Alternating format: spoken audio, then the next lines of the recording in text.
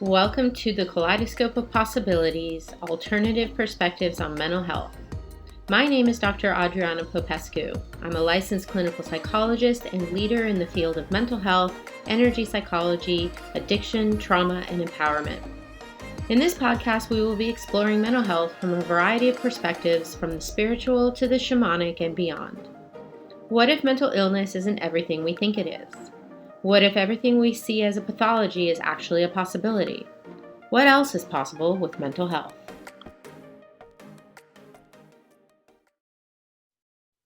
All right, hello everyone, and welcome to another episode of Kaleidoscope of Possibilities, Alternative Perspectives on Mental Health. I'm your host, Dr. Adriana Popescu. I'm a psychologist in private practice here in San Francisco, California, and I'm so excited today to have as our very special guest, Dr. Scott Walker, who is the creator of a modality I've been using for quite some time now, gosh, at least 10 years or so, called NET, Neuro Emotional Technique. So let me tell you a little bit about Dr. Walker. He graduated from the Palmer College of Chiropractic in Davenport, Iowa in 1965. And after many years of a successful practice, he started developing the Neuro Emotional Technique, NET, in the mid-1980s. Dr. Walker began teaching NET seminars in 1988, and in 1994, he curated the unique homeopathic NET remedies products, you might be able to see them in the background there, to support the NET process. He is a dynamic and motivating speaker. He's frequently requested to speak at national professional meetings, and his articles on NET have been published in a number of professional journals. As the founder of The One, which means Our Net Effect Research Foundation, a nonprofit multidisciplinary health education, research, and service organization, he is actively supporting research exploring the effectiveness and various applications of NET. Dr. Walker is married to a lovely woman named Dr. Deb Walker, who's also a chiropractor. They have 2 sons and 2 grandchildren. Thank you so much for being with us here today, Dr. Scott. I feel very welcome. Thank you very much. Yes, I would love for our viewers and listeners to hear a little bit more about your story and how it is that you came to address somehow the emotional side of things and develop this wonderful technique that has been so beneficial for us as mental health practitioners. Yeah, it's a funny story. It's circuitous for sure. I was trained as a traditional chiropractor, and the important part of the bio that you just went over was the most important part of my bio is my wife.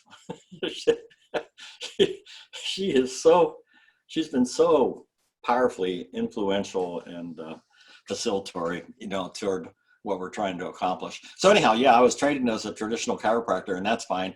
And I was doing well, but it didn't work as well as I thought it should. And because I always felt that the central nervous system was the key to all health. And that if the central nervous system, including the autonomic nervous system, is in fine-tuned health, then the organism, which is what I tend to call human beings, then the organism is able to respond accurately to its environment. And we were trained to take pressure off nerves in the spine, and that was good. But I still thought that the nervous system wasn't freed up to the point that it could be. And so I started to develop NET. That's a long story, but end product is that I came up with this methodology that looks, I think from an outsider, maybe I get your perspective on this, but I think from an outsider, it doesn't look like what we think of as a traditional chiropractor would do, right? No. It's just, it's different. And, but it needed to do that. And I used a lot of traditional chiropractic principles and techniques to put this together. So I had no idea how powerful it was going to be because I had nothing to compare it to. What happened though is I needed to do something for my chronic patients who had recurring physical problems. I needed to do something for them. I tried to send them to psychotherapist, traditional psychotherapist, and that didn't work out as well as I hoped it would. And I didn't know what to do. I was frustrated and stymied, and that was the reason for developing the neuroemotional technique. And since then, it's crazy. I'm teaching as many psychologists as I am body-oriented practitioners, and we didn't market it to psychotherapists. I don't know how you heard about it. How do people get to the training? It's a good marketing question, isn't it? But we didn't really market it to psychotherapists, but really that would be the group that you would normally target. And the body-oriented practitioners, which were the chiropractors and the acupuncturists and so forth, they're not, by orientation, they're not interested in psychology. That wasn't their chosen healthcare field. We had some psychology in school, but not very much. The ego and the superego, and we had all that, but that was about it, with just some names and terms, but no practical knowledge of it. So I think it would be rather crazy if you had a developed technique that would deal with emotional stress. It would probably be crazy to market it to the chiropractic profession anyhow, because they're all blood and bones oriented. And so it was inevitable that, and I don't know how it happened, but we had some acupuncturists come to the NET training, and NET, as you know, is somewhat based on what they call the 5-element theory in acupuncture, which is, for the casual person that's casually interested in healthcare, it's a nice little thing to look up and look at it, how the Chinese had seen the wholeness of the universe, how they saw the patterns in the universe and put those principles to work. And so because we taught the 5-element theory as part of what we do with NET, we had a lot of acupuncturists come in. And the chiropractors, we're all territorial, right? Hey, what are you doing? What are you bringing acupuncturists in here to the seminar? Well, we started to keep them out. After all, they did they did give us the 5-element theory. And the same thing with the psychotherapist. The acupuncturists came first, and then I don't know how I got to know, before we're done, would you please tell me how you... Yes, I can tell you right now if you okay. want. Yeah, please. It was because I myself had become ill. And mysteriously ill. They didn't know what was wrong with me. And when I came to California for grad school, I started seeing an acupuncturist, and she was learning NET, Anna Manayan. You actually know her. And she was using NET on me, and I had such great results because we would get stuck with the herbs and some of the other alternative medicines. We would reach a plateau. And then when she would start working with me with NET on some of the emotional stuff that was going on and some of the stuff in my background in my childhood, then I would start making a lot more progress with the Lyme disease, to the point, that eventually I healed from it completely. Yeah, well, thank you for that. And yes, I do remember Anna Manayan, and that's just awesome. So anyhow, I think what the listener has to know, or the viewer, what we have here, is that the labels that we put on things aren't always helpful. They are helpful, they're usable, but we can get stuck in the label. In the label of what is a chiropractor, what is an acupuncturist, we kind of get these ideas about it, but actually it's none of that. And that's why I like your website. Your website is giving me off, no, look, it's not what you think it is. It's a lot more than that. Whatever your introduction to chiropractic or acupuncture or psychotherapy is, that it's more than that. It's way more than that. And so those people that have, unfortunately, like yourself, run into a health problem and are forced to look for answers in alternative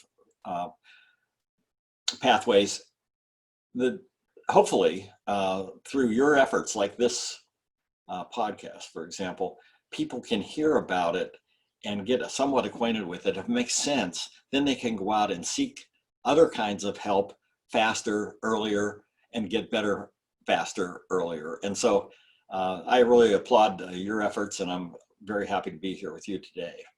Thank you. Thank you. I'm so happy to have you. Yeah, I agree. Our healthcare system, especially here in the West, is so fragmented.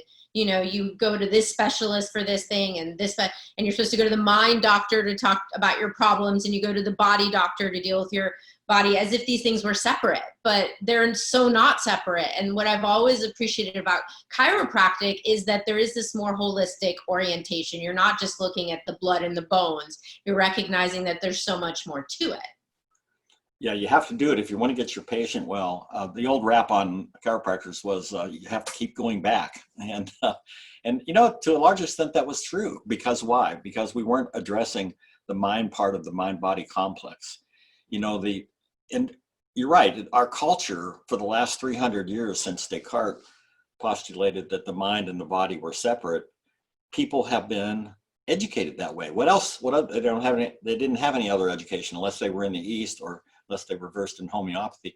But the Eastern culture never saw them being separate. In the West, we see the mind and body, and not only that, we see the body as being separate. We see the body broken down anatomically.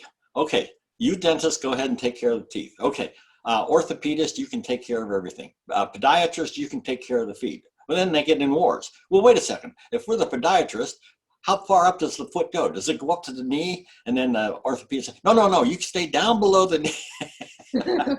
And so there's this territorial thing that happens with physical therapists, chiropractors, I suppose even psychologists, because they're human beings too, that there's so many different techniques in psychology that there could be some kind of turf wars, or at least ideological wars that go on. But it's all coming together. 300 years later, after Descartes set it in motion that the mind and body were separate, it's now coming together. I think that it really started coming together in the 1980s. And just about the time that I was developing NET, which was just serendipitous. And most of the work was done by Candace Pert, who is a PhD at the National Institutes of Health. And she found that there was a receptor, which means there was a place for molecules which are generated from emotion, and therefore found out that the molecules generated by emotion had a resting place, had a target place, a place of effectiveness in the brain. And then we started looking at neuropeptides, which is a big subject. And we found out that neuropeptides were processed, made in the brain. They can go to other parts of the brain, but they also can go down into different parts of the body. And so because the technique that I developed was able to access these, this is probably how you got well, Adriana, is that when these neuropeptides were released from these locked up patterns of emotionality and thought and released into the body, then they can go down into the body and have an effect on organs inside the body. It doesn't stop there. The organs inside the body also can produce neuropeptides, even though the name neuropeptide used to mean they were generated in the nerve cells. It doesn't mean that anymore, but that's the name they had, so they're sticking with it. So anyhow, these other peptides generated by organs and other places of the body are then generated, and they're put into serous circulation, meaning blood and cerebrospinal fluid and so forth, and they go back up to the brain. So the brain is more like a gland. It's more of a gland than an electric generator. It is an electric generator, but it's more than that. And so the chemicals that are produced by the brain, which are influenced by our history, by our emotions, by our patterns, by our upbringing, all those kind of things, these chemicals can then be released into your body the way they're supposed to be in the first place. We're the ones that got in the way. We're the ones that had all this trauma, and we didn't know how to get out of it because we were too young to make sense of the world. And it's still hard to make sense of the world, to tell you the truth. But when you're a kid, you don't have any, those are the things that happen. So a lot of things happen to us in childhood that we don't truly recover from. And I think at this point I should jump in there because I talk about the technique. What the technique? The technique's nothing. It's all about the patient. The patient is the one that generates the healing. The technique is just a methodology for accessing and finding where trauma has been in the past for a patient. And then there's certain pulse points that we hold and or spinal adjustments that we do that then allow the body to relive. Okay, it's slightly uncomfortable, but way better than an injection. You know, that you have to go back and for about a minute or less, remember the traumatizing event, and that traumatizing event or that unpleasant memory, which we don't normally, we don't hold that memory because that memory is not that pleasant. So why should you? But now we have a reason to. You go hold that memory for 30 seconds or a minute while the practitioner instructs you how to hold some pulse points. And because of that unpleasant, that emotion is the very power and that the very strength that heals the patient. So the patient, when they walk in the door, has everything they need to get well. They've got the memory. In fact, only they have the memory. We don't have the memory. We help them find it by the use of the procedures in NET. But in the end result, and I just want to spread the good word to everybody, you already have the cure. You just need a practitioner. We need the money. No, we don't need, but you need the practitioner to guide you along and show you how to do this. But the truth of it is the patient has the power. The patient has all that they need to get well with a little assistance. So God lets us help each other, doesn't he? Yes. And I think that, so it's such an important part of what you're saying is I don't think the average person really understands that when we have these like traumatic experiences, which could be potentially an accident, an illness, it could be an emotional trauma, abuse, whatever, but that we lock that trauma in the body. And you talk about in the form of a neuro emotional complex. Can you say more about what that is? That's a super question. And you're right. Most people don't think about that. The truth of it is that life is tough and people go through life and a lot of bad things happen and a lot of bad things don't get recorded in the body, but sometimes they do. Sometimes they get locked in, as you say. And if your body resistance is down, and I don't mean just the immune system, but I mean the acupuncture system, the nervous system in general, the hormonal system, if the system is down a little bit, it is possible then at a low moment of resistance that something can happen in your life and that particular incident will be locked in, so to speak. It's just what happens to the nervous system. And so then when it's locked in, then all the negative effects of that trauma continue even after the trauma is forgotten, consciously forgotten. The trauma goes on and on and on. So if you were helped after 20 years with your health condition, you held on to trauma for at least 20 years. And I don't know how far back it went, but it can be in there for decades. You see, that part of the nervous system, the limbic system we're talking about now, which is generally associated with emotions and memory, that system doesn't know anything about time. It's not updated. If you had your bicycle stolen when you were 6, that part of you that remembers that is 6 years old. You can intellectually say, well, now I'm 30 or 40 or 50 or something like that. But the limbic system holds on to those things. And the patient, here's the thing, the patient doesn't have to worry about remembering. The patient just show up with the procedure so laser-like because it uses a biofeedback system of the body we call the muscle test, but it's laser-like. It can take you right back to where the incident is. You go, oh, I haven't thought about that in 25 years. Okay. Oh, God, I hated that teacher. She flunked me, and I was embarrassed in front of my whole class, and I was ashamed, and that's the time my parents were going to divorce, and it goes on and on. But then once that incident is found, then the releasing process can take place. And the funny thing about it is, once it's found, the releasing process only takes a minute. The rest of it, I mean, you can talk about it afterwards, or you can explore it and so on. And you don't forget the incident. It's just part of your history now. It's just part of your memory bank, part of your, what do they call it, database that you carry around with you. Yeah. And so for you as a chiropractor, I guess what you found was that you would treat people's structural imbalances, the vertebrae that were out of alignment and whatever, let's say in a shoulder issue, but then the issue would keep coming back, even though you had corrected it, your patients would come back and say, no, it's still bothering me. So how did you discover that emotions might be playing a role in that?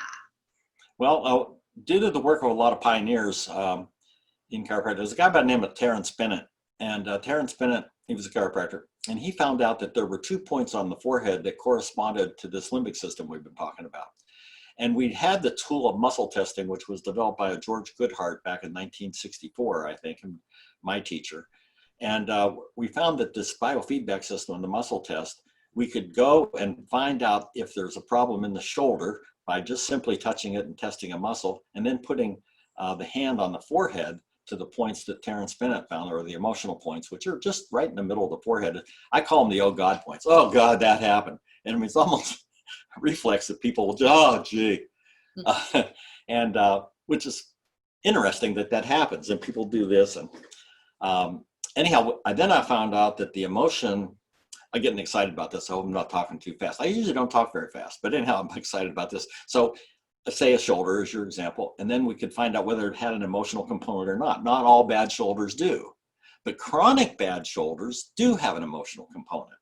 And it's not just about the shoulder. It's about if somebody's having dysmenorrhea or bladder problems, digestive problems, lung problems. All these parts of the body have displays of reflex points on the body, and we can cross-check these to the emotional points. And if it's an emotional factor, we actually jump up and down because we know how to fix that, or we know the patient knows how to fix that. Okay, if it isn't emotional, then we have to go back to the books and find out where the biochemistry went wrong, or what are we missing, something missing. But for myself, my greedy, selfish self, I was so happy to see chronic problems resolve by doing this simple procedure that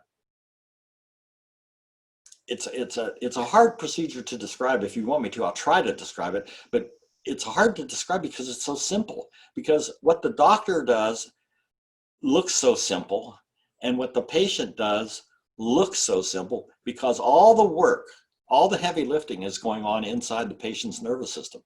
All the heavy work of reliving this, and I don't mean to make it sound like people are lying down on the floor and crawling and crying and scraping the chrome off the table.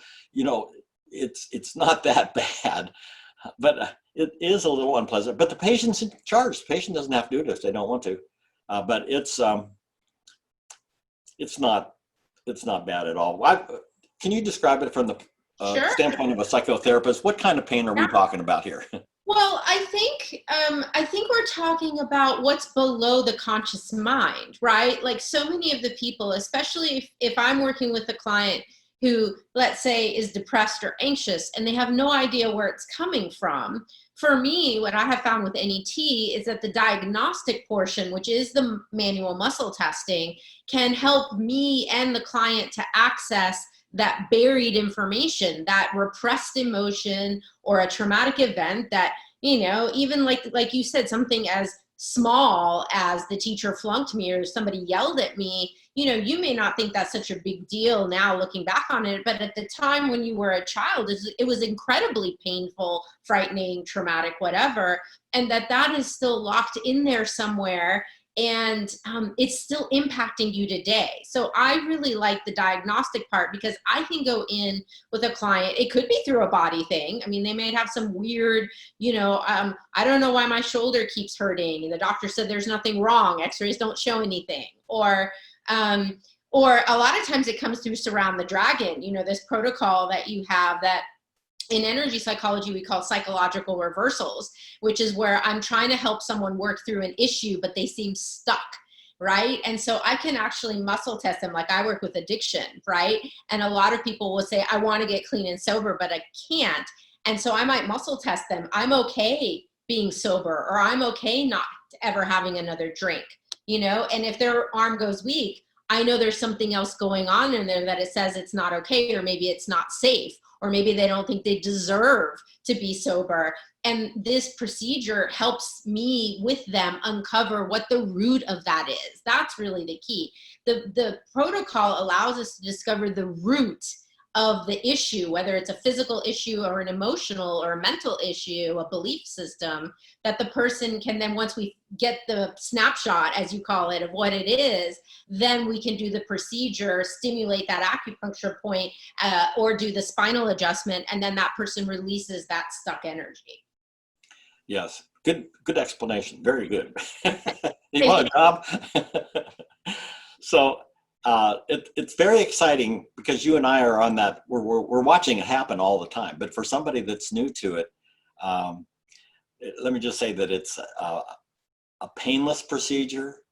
It's faster than lightning. It's really accurate, and not only that, we have research. We have a wonderful research foundation. It's doing cutting edge research. It's called the One Research Foundation.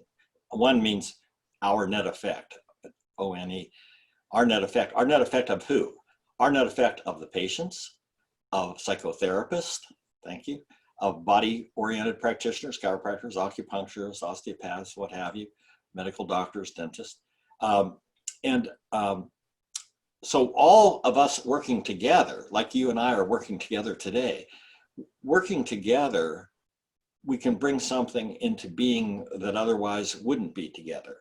So if you're a healthcare professional listening to this, if you came to an NET training, the person to your right might be an acupuncturist, the person to your left might be a psychiatrist, and then you find out the whole room is full of all different disciplines. Because why? Because emotions are impacting everybody's practice, everybody's practice, everybody's practice.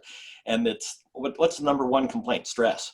And this is where the stress is. The stress is not just what's happening today, but how that stress reflects back on what's happened to them over their whole life. So you don't get to experience one little bit of headline today and that's it. That headline and everything else that goes along with it is all inside your limbic system, which houses the memory as well. And so we are reacting to everything that ever happened in our life today. And so if we have stress, we go back there and find the sources, like you say, the roots, get back to the source and we find it and release it. Then you don't have to react to that particular memory of that particular neuroemotional complex that we have. So the One Research Foundation, the practitioners, yourself and me and other people say, well, wait a minute, we're seeing some unprecedented results here. We've got to research this, or people are just going to say it's bahooey because, as I said, it doesn't look like much whenever you just see it done. So that's what we did. And so there's an impressive listing of research projects that's on the One Research Foundation page. It's our net effect, oneresearchfoundation.org. Okay, One Foundation, onefoundation.org. And the research is there. And the interesting thing is, like there is research on low back pain, where we've done low back pain, and simultaneously we've taken blood samples, and then when we get to the blood samples, the interleukins of T1, T6, T10 are all improved in the blood samples. Urine, the blood chemistry changed, and the low back pain resolved. Another study that I think you're familiar with, we did it at Thomas Jefferson, and Thomas Jefferson, what we did is we took cancer survivors, people that were traumatized by the diagnosis of cancer. That's a heavy duty deal to come down and say, well, you've got cancer and mets to the lungs or something, you know, oh my God. And people reel from just the diagnosis. And medically, the oncologists and everybody, they know that that happens. They know, but you have to tell the patient. I think they could they could work a little harder on how they tell the patient, because oftentimes that was the trauma. Well, the doctor was so cold and he just told me that I had baby, and then just that trauma. And you think, well, what's the bad part about that? Sometimes when you have that trauma, you want to avoid going to the doctor. You want to avoid going back to the oncologist or taking your meds or doing anything at all that reminds you of the fact that you had this, what sometimes is a deadly diagnosis. And so what we did, we took those people and we did brain scans on them. We did functional MRIs when they recalled the incident, and then we treated them with NET, psychotherapists back there at Jefferson did, and then we would do the post, and we would see that the brain actually changed. The brain actually changes. It's not just a placebo. It is something physically actually changes in the brain, and we have pictures of that. And some of them are on the website, and practitioners, we try to mail out stuff to the practitioners so people can see. So we have one end to the other. We have real structural banging low back pain. You can't get any more physical than that. And so that's the body. And then you go way out here into the mind, just memory, just the thought, this ethereal kind of thought. And this little subtle thing that psychologists are usually credited with working on. So that also responds. So the emotions go the whole gamut, the mind, body continuum. And we are on that continuum. And this is exciting. For the first time in 300 years in Western medicine, we are addressing reality instead of some idea that the mind is over here and it has to be treated in a certain way, and the body's over here and that has to be treated in a certain way, but never the two shall meet. No, that isn't the way that it goes. They're meeting all the time. Never the twain shall meet. Actually, in that poem, the twain does meet in the poem. If people read a little bit further, another paragraph, it turns out that it does. And where it meets is in nobility. And that's what the practitioners are out there. Look, there's no professional jealousy that you and I have. We know that we're working on the same organism. We applaud each other. We reinforce each other. We encourage each other. It's our net effect. We're trying to help each other, to help mankind, who certainly needs some help. And I suppose that's always been true, but we have a new way of helping that person, that organism. Yeah. So it's good with the science is there, the results are there, the practitioners are there, we're all working together. You're working extra hard, putting on the website and getting the kaleidoscope up there of possibilities. And so all working together, it's got to get better. Yeah. Yeah. Well, and one of the things that I love too is that in the trainings that you all offer, you also offer intensive workshops for the healers, heal the healer. And some of those have been some of my favorite NET workshops that I've been to, because I get to work on my own stuff. And when we do our own work, right, it enables us to be that much more present and available to the clients and patients that we have. But then we also get these really cool applications of NET. Like I can remember being at success workshops where there were for doing like couples work. You would take two people and have them across the room from each other and muscle test each one and muscle test them. And then one person would step closer and closer. And eventually the person's arm's going to go weak, because as they get closer, stuff comes up, like, ugh, like you're getting too close to me and I don't like it. And I have some weird energetic or emotional thing with you. And this helps to resolve it till the people can get like nose and nose and feel open and their hearts are open to each other. I've used that in couples therapy before. Yes, that is a good technique. That's called personal space, I think. Larry Goodman, a chiropractor down in Florida, came up with that, and it's been excellent. But you're right. If practitioners are listening, this is what we have. These workshops are called Net Success, and I envisioned them. I knew the practitioners were going to need to be supported. And so I said, okay, let's go heal the healer. Let's go take care of the doctor, physician, heal thyself. Okay, let's go do that. And these have been a tremendous help to the practitioners. I think we need one of those workshops every month. I really do. I honestly believe we would profit from those much more than we can imagine. Well, not more than we can imagine. We did one time. We had a workshop, and then because of calendar situations or something, people had to have two workshops in order to go on to be certified. So we did back-to-back Net Successes, and these people said that's the greatest thing I ever did. Yeah. Yeah, well, because we're covering so many different areas. You have it in divided up in domains. It's so great for coaches, I would say too, because like you're coaching people on business and financial and career stuff, and you're removing the blockages. Like I remember doing the vision boards, and then we would muscle test each other to see if we were congruent with all the different things that we were saying we wanted to develop as part of our business. Or maybe it's your personal life and relationships. There's money ones, there's relationship ones, there's deeper you. I would say that even maybe goes in the spiritual realm, like sort of your sense of meaning and purpose. There's so many different areas that we cover in those workshops that then we as practitioners can go and work with our clients in those same areas. Yes. So that eventually the end product is the patient. The patient is well, and the practitioner comes back to their practice in a better space, and a better condition, and a better ability to help the patients. And so ultimately we all win. Ultimately it's all about the patients, and you probably almost undoubtedly have found that you can help people in many areas of their life, including business relationships and all those kinds of topics. What we have, and I like to read psychology. I think that's such a fascinating subject to me, but so that the person who's not a healthcare professional might be able to relate to this. What we have when it comes down to anything in life, anything, we were saying, life is 5% what happens and 95% how we react to it. Okay, so when you have anything happen to you, you usually have an approach or an avoid reaction to that. You approach it, this is good, I want this is good for my survival, I'm going to go for it. Ooh, this looks threatening, this doesn't look good, I've got to avoid that, I got to avoid it. It doesn't matter whether it's good or not, it matters how you perceive it.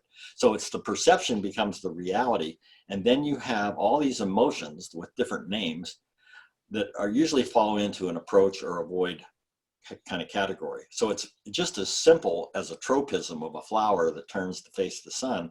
You know, we as human beings have tremendous possibilities. Tremendous possibilities are in front of us. We have the capacity to go to the moon and beyond.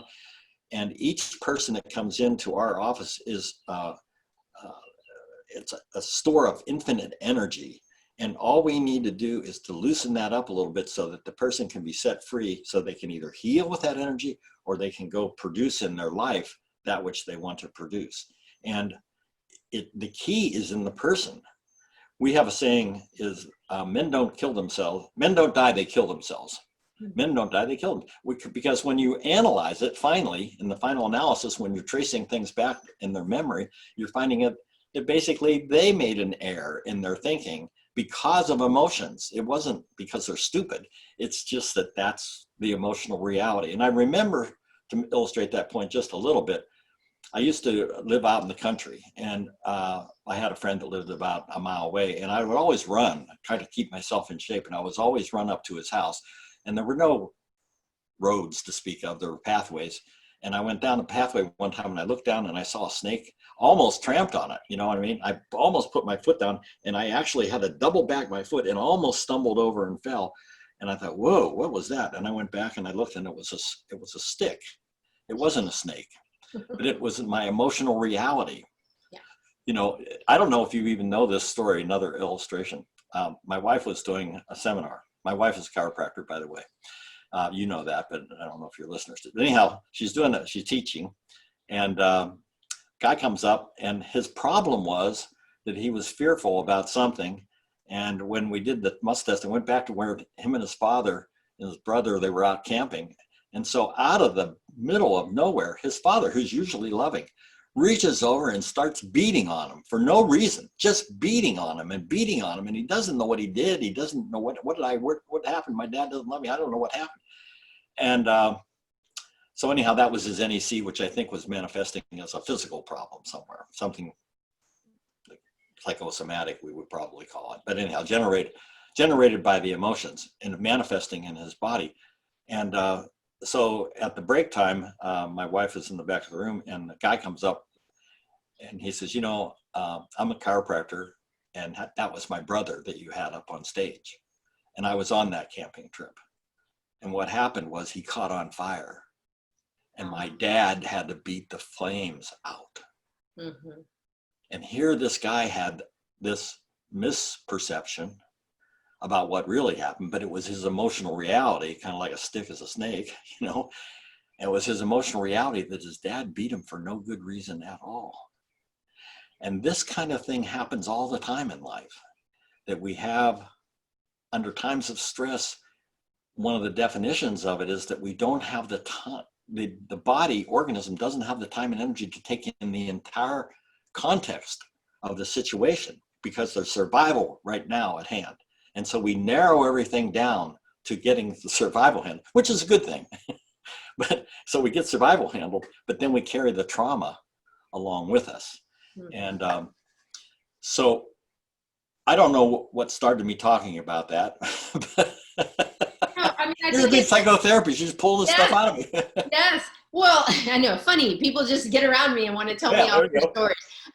No, but I think it speaks to also something I find really useful is the three brains. You know, I have that poster here at my office, and I often bring it to groups at the rehab and stuff too, to show people how we have these three parts of our brain. You know, we have these more primitive subcortical regions of our brain that handle the fight flight stuff, that handle the amygdala, that is really the emotional center of the brain. And our logical, reasonable part of the brain, prefrontal cortex, is not always online and can't get the bigger picture, can't logic and reason why something is happening. When the emotion gets mixed up in there, in the memory, it's like, I think that's a great example, is that guy didn't get that piece of, my dad needed to do this for me because I was on fire. That just like escaped the whole thing. So I think it illustrates that point beautifully. I wanted just to get one last piece in, I know, before we have to wind it down.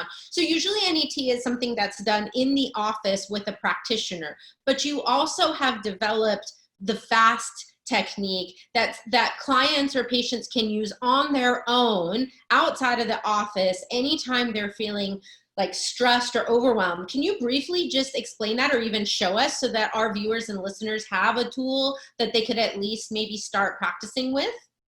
Well, I can say yes. There is a website that's out that we have out there. It's called Fast Tool, or I'm not sure exactly what it is. We'll add the link to the show notes. Okay, yeah. So anyhow, there's the illustration there. But basically what it is, if you're stressing, you know what that means better than anybody. Whoever is stressing, and you don't know what to do. If you only would reach over and grab a hold of the pulse points. Everybody has these pulses. It's on the radial side of the wrist, and there are points under the crease of the wrist, and they're spaced fairly close together, about like that. The illustration's better. And there's also another point up here that you can use. And these points, all you got to do is, it's cheap, it's easy, and it is fast. You hold those points, and I'd like to get them like this. Mm-hmm. Okay. Yep. And then take that and put your hand on the forehead. Okay. Now you're halfway done. And now all you have to do is just allow yourself to embed yourself with the negative feelings of that stress that you're under, whatever kind of stress it is. This is when you're supposed to feel bad. This is when it's beneficial to feel bad. You feel like, oh, I've got this test coming up. I don't know if I'm going to be able to do it. My mother's sick. I don't know whether she has cancer or not. Whatever the situation is, you just close your eyes if you want to, but hold the points on your wrist, put the hand across the forehead, and just breathe. That's all you have to do with the thought of that which is stressing you. And after a time, 15 seconds, 20 seconds, a minute and 20 seconds, it doesn't matter. It will go to neutral. It will go to neutral. And when it does, then you can simply disconnect all the points and you're ready to go. Then you go to the other wrist and you do it again. And if there's anything left in there, any negativity left, that will probably 20 seconds or a minute and 20 seconds, it'll alleviate itself, and that's done. And there it is. It's so simple. It's so simple. Thank you, acupuncturists, for that. Thank you, Dr. Terrence Bennett, for figuring out these points. Thank you for all the contributions all the healing arts have made. They all kind of funnel down into simplicity. And that it is always simple. It doesn't have to be complex. It doesn't have to be hard. It's just available. It's funny what a little knowledge will do. I know. And we are so grateful to you for having been curious, to delve into these other areas, to delve into psychology and Eastern medicine, and weave all that together in this really elegant technique that has benefited so many thousands of people. It's even made an appearance on TV. Yeah. NET was featured on an episode of Grey's Anatomy not so long ago. I know. And that actually, the guy called me up and he said, well, here's what we're going to do. He's the lawyer for the whatever, ABC or whoever puts that thing. ACC, I think, yeah. So anyhow, I said, good for you. You're an attorney for this. He says, yeah. And he says, so we want to run it. I said, I don't want you to.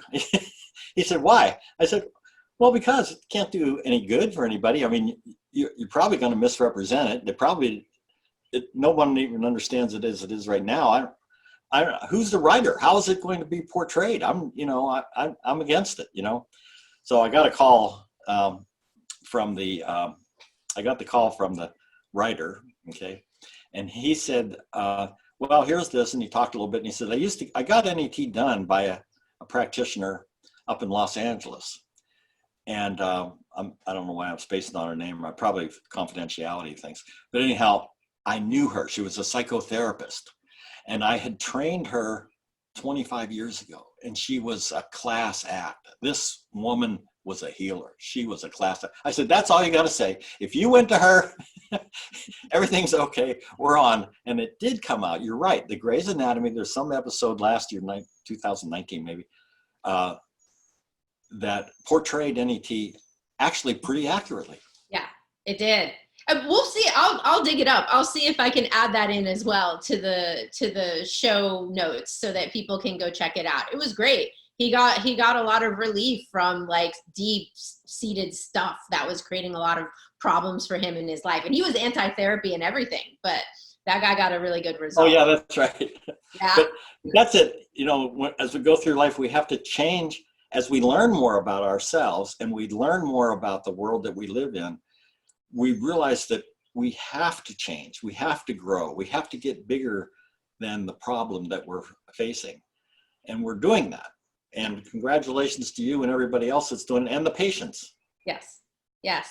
So as we wrap it up, Dr. Scott, is there anything that you would like to leave our viewers and listeners with? Do you have a vision for NET, or what would you like to leave us with? Well, I'd like to leave any practitioners that are listening to know that the door's wide open to learn this. We have a money-back guarantee. We always have had. It's easy to learn, and you keep getting better at it the longer you practice it. I am better at this, way better now, 35 years later, or whatever it is that we've been doing this, than I was in the beginning. So that's an opportunity for infinite growth, it looks like. I don't think we ever arrive there. And for the patients that are listening, thank you for listening. And look at all the other things that Adriana has, because mankind's greatest enemy is ignorance, and our greatest friend is knowledge.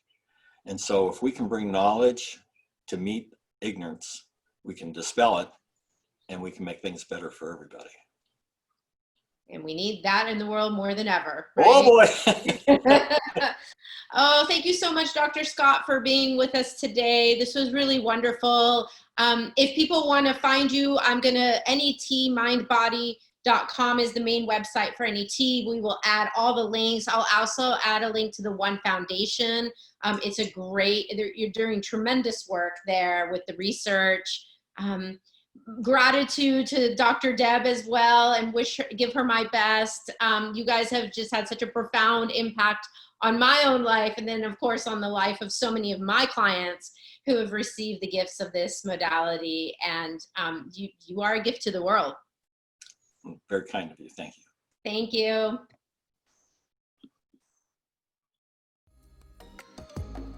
Thank you for joining me for this episode of Kaleidoscope of Possibilities, Alternative Perspectives on Mental Health. This has been Dr. Adriana Popescu. If you enjoyed this episode, please like and subscribe and share with others. To find out more about me, my guests, and more, please visit my website at adrianapopescu.org. See you next time.